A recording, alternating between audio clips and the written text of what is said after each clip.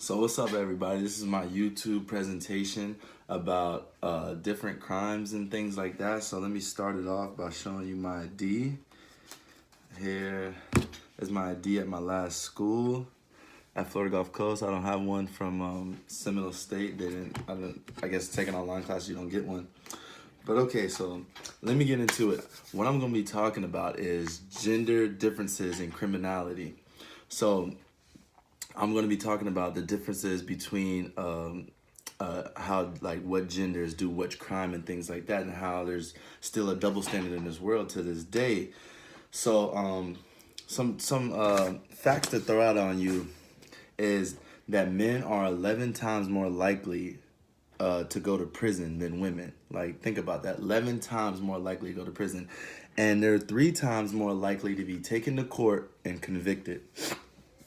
So with that being said, just imagine the prisons and jails and how many people are in there are men. Like, it's crazy. They're like packed like rats in there with straight men.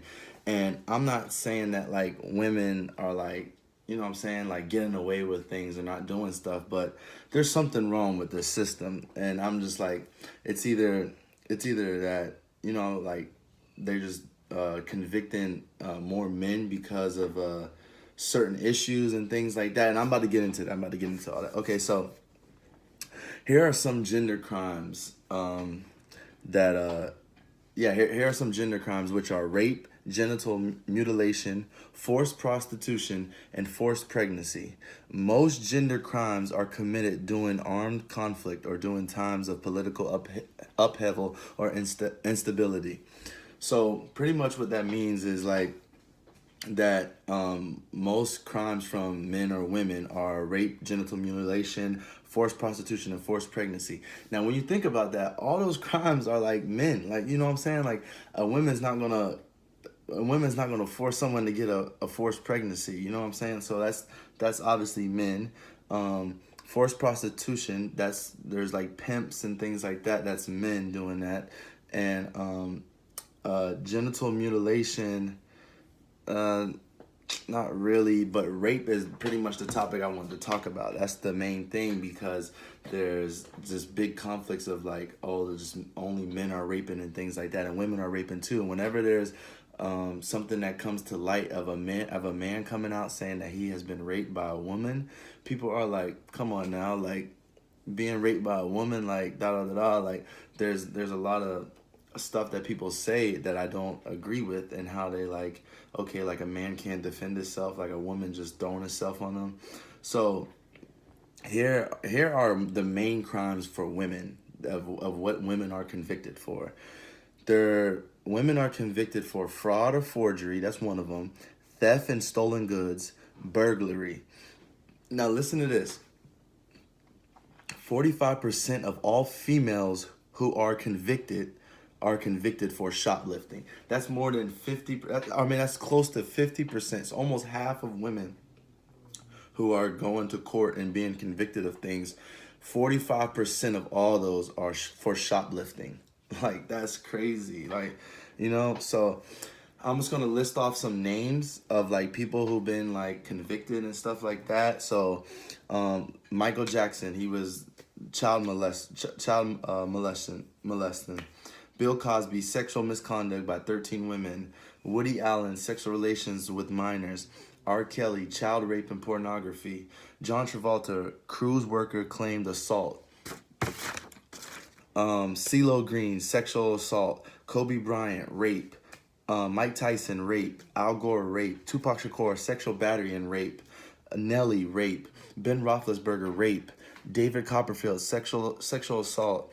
Like, that's crazy. Like, I searched famous people who were convicted of rape, and all these men popped up. Like, I'm writing them down in order, and just look at all the men that have been accused of this stuff.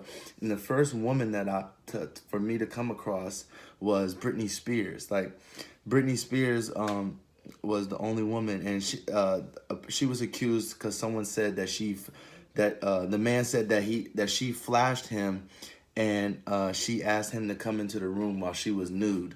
So that just goes to put in perspective of like how the world is and the double standard and things like that. And I don't really agree with it because for a woman to come out, you know what I'm saying, it takes a strong woman to come out and say she's been raped. But there's also cases where they're false. Like, just because a woman says that she's been raped, like, you can't just go and automatically believe like it's true. Like, you know what I'm saying? Like, why would she be lying? Like, there's reasons behind anyone.